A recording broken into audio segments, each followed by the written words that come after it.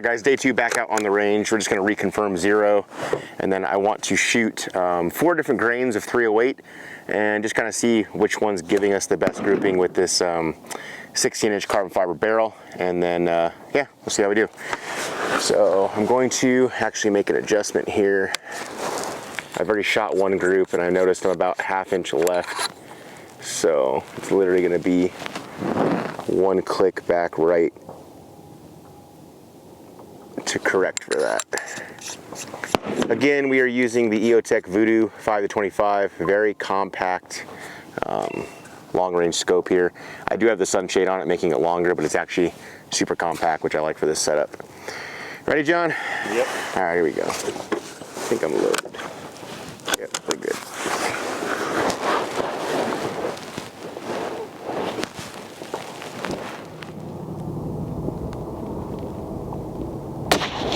That felt off.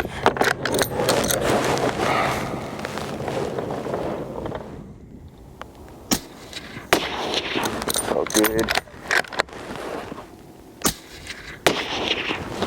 That felt a little right.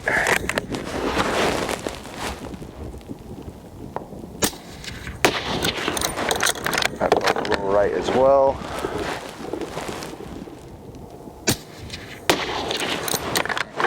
Alright, let's go check it.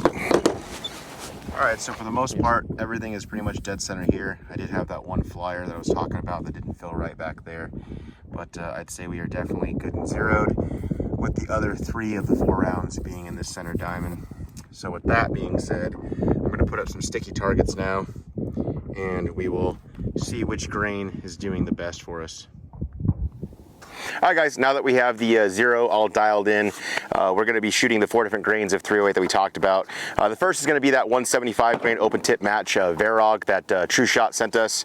So we got a pretty good 0 with it. So yeah, we're going to shoot that in the top left circle first. And again, we're recording through the spotting scope, so you guys should be seeing this as it's happening live. Ready, John? Yep. All right. Again, Varog 175 grain open tip match, top left corner.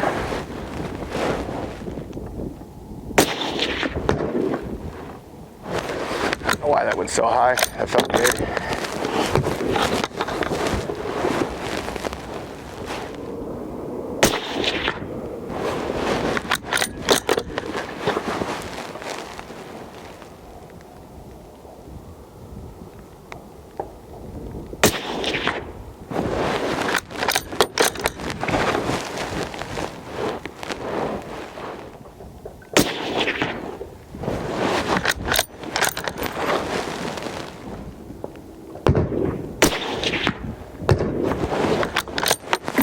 Yeah.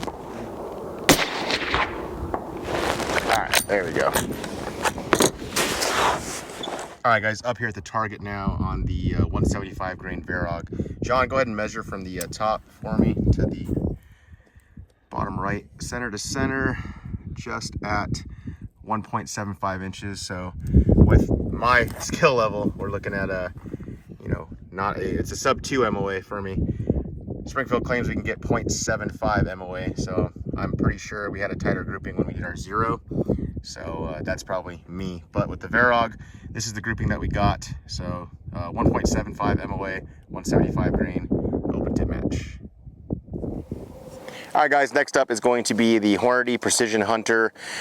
This is 178 grain, and we'll shoot 5 rounds in the top right bullseye now. Ready, John? Yep. All right. Get set up here.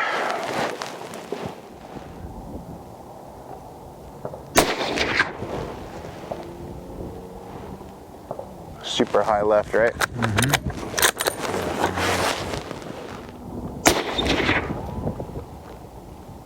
And that one's right on. That's insane.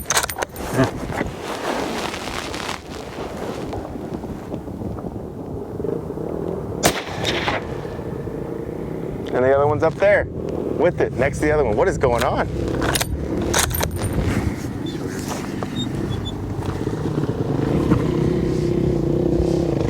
Suppressor cover's clear.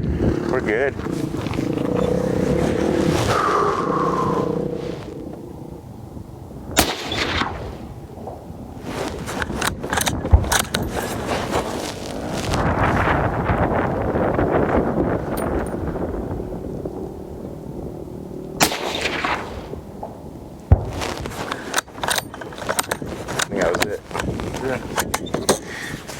I thought that was gonna do the best, being 178. Let's go take a look. All right, guys, so the Hornady 178, I mean, these all felt pretty good. First shot was like here, second shot was here, third came back up, and then we had these two here. Not sure what's going on. I thought maybe my suppressor cover might have been in front, obstructing the end of the muzzle, but it was not. So go ahead and measure. It's gonna be this one to this one here, John. Center to center, 2.5 MOA. So 2.5 MOA with the Hornady 178. All right, guys, the 147 grain cheapy Igman stuff. You guys, if you've watched previous videos, especially the M110 video, you know that the Igman stuff kind of always gives us issues. So I'll be very interested to see how this groups. Ready, John? Yep. Here we go. Going for bottom left? Bottom left.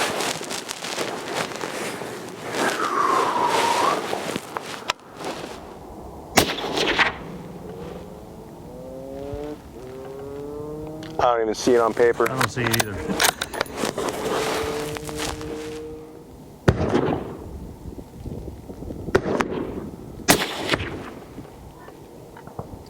High center. Oh yeah. Sorry guys for the other muzzle blast you're hearing, that the other shots being fired. There's another guy shooting to the right of us.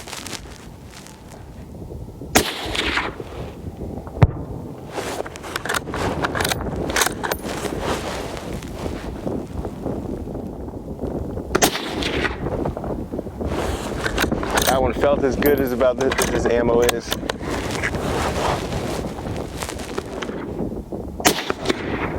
Hey. High right. All right, let's go look at this. All right, guys, downrange now with the Igman 147-308. We have two here. This barely got on target. This one's the only one that made it on target, and the other three are up here. So those two were good together, but I'm thinking here, Johnny, you said? Yeah. What do we got? About 3.25. 3.25 MOA with 147. Kind of expected. This specific ammunition gave me grief during the M110 video we filmed a couple months back. So, but I did have a bunch of it left, so I wanted to bring it out here and see how it did. All right, next up, I believe, is the S&B 168, which we have had the best luck with. So we will see on that guy. All right, guys, downrange. Unfortunately, the camera back there died when we were shooting this group, so we'll actually reshoot it for you guys here in a second, but we want to take a look at this first grouping. Go ahead and measure from here to here for me, John. So center to center, just almost 1.5. So it's the best grouping we've got so far.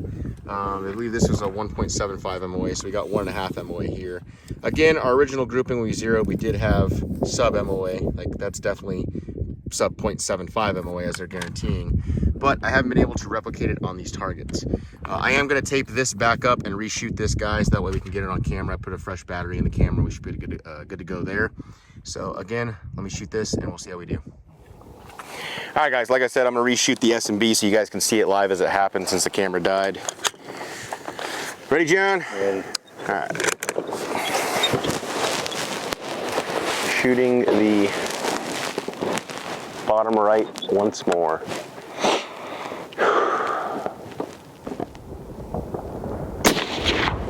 Man, this wind is shaky.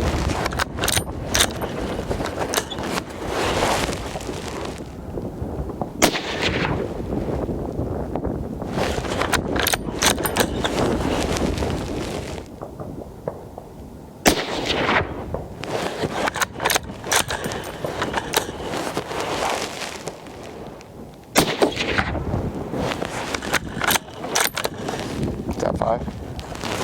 One more.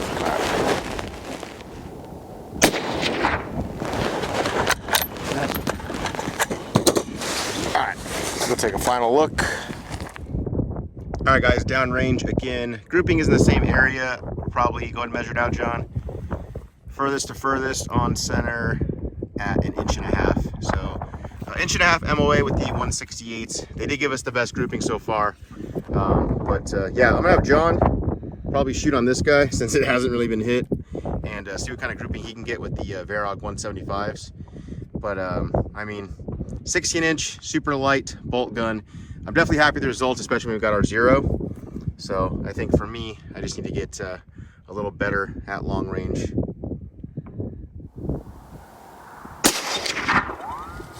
High center.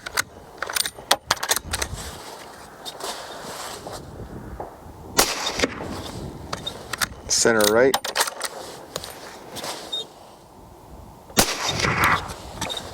Touching the high center.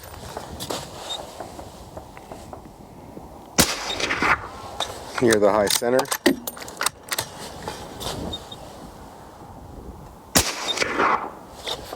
You got a good group high center, man. You probably have a sub MOA group up there. Let's go take a look. Alright guys, down here now on John's target. So this round here and this round here were from the previous 147 shoot. So John's got 1, 2, 3, 4, 5. Without this guy, what was your grouping looking like? Man, that was sub MOA there. But then with this guy, what are we looking at? With that flyer there. 2.5. 2.5.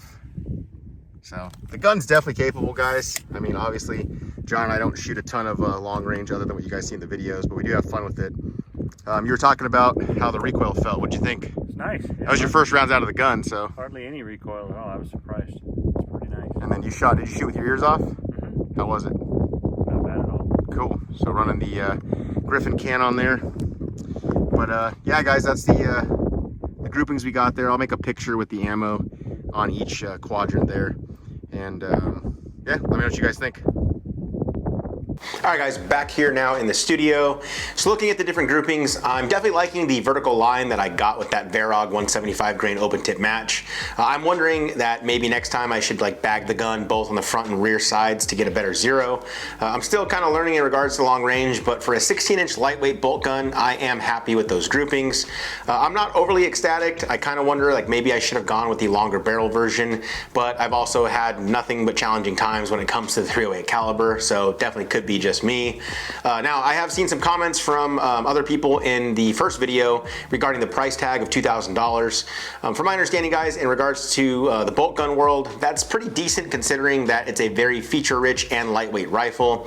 A couple of my buddies that do this more than me, they're running guns that are around like $6,000 plus, but they're on like the competitive side of long range shooting. If you're somebody that does more with bolt guns, definitely drop us a comment down below on other models that you think that are comparable or maybe even better. I am definitely interested in checking those out. If you're interested in the full line of specs on this build, definitely check that out in part 1 of this 2-part series as we break it all down for you in studio there. Other than that, guys, that's going to wrap up this video for us. Definitely be sure to let us know what you think about this new 6-pound bolt action carbon fiber barrel gun from Springfield Armory. Again, big shout out to the Springfield team for sending this out to us. We appreciate it. In addition to that, guys, thanks once again to True Shot Ammo for supplying the 308 ammunition for these 2 videos. We appreciate their support. We also appreciate you guys supporting them by purchasing either this gun or ammunition if you ended up liking anything you saw in this video, so thank you for that. Guys, as always, we appreciate you watching. Definitely like, subscribe, do all that stuff down below. We appreciate it, and as always, we'll see you in the next one.